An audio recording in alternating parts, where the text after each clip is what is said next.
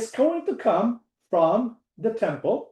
It's going to flow outside through the eastern gate. And so it's going to flow towards the Dead Sea. It's going to flow through the valley. What valley? The valley that was created when the Mount of Olives was split, right? And so Ezekiel keeps telling us, measuring as he went, he took me along the stream for 1,750 feet and then led me across. The water was up to my ankles. He measured off another 1,750 feet and led me across again. This time the water was up to my knees. After another 1,750 feet, it was up to my waist.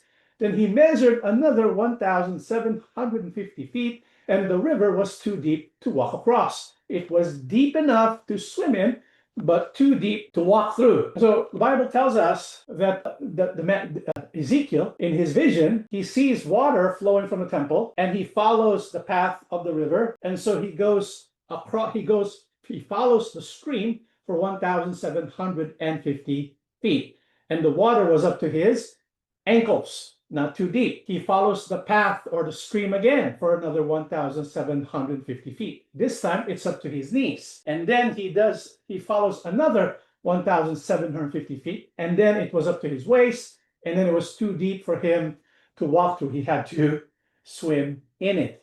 And then 6 to 8, he asked me, have you been watching, Son of Man?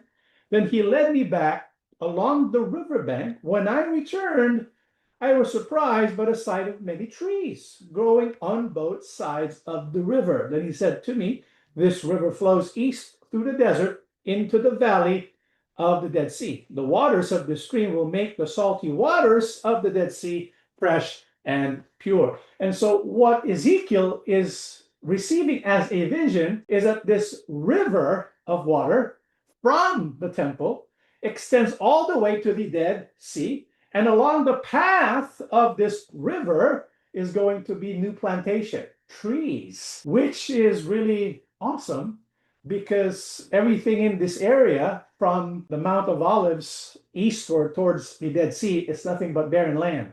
It's nothing but desert. It's nothing but wasteland, but it's going to become a garden. And this is what Ezekiel sees in his vision. So it starts from the temple. It flows all the way to the Dead Sea, and it becomes deeper and deeper, and you have all this flora, you have all these trees. And so when you're thinking, well, how is it able to flow all the way to the Dead Sea?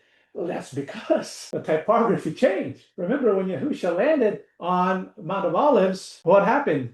It split north and south, creating a valley that from west to east. And so that kind of provides a path all the way to the Dead Sea. And so when you look at Jerusalem, when you look at the Mount of Olives, everything east of that towards the Dead Sea is nothing but wasteland. It is all desert. But this river of water is providing fertility. And so it's providing new life. And so the desert has now become a garden, a beautiful garden like the Garden of Eden. Let's keep reading. There will be swarms of living things wherever the water of this river flows. Fish will abound in the Dead Sea, for its waters will become fresh. Life will flourish wherever this water flows. Fishermen will stand along the shores of the Dead Sea,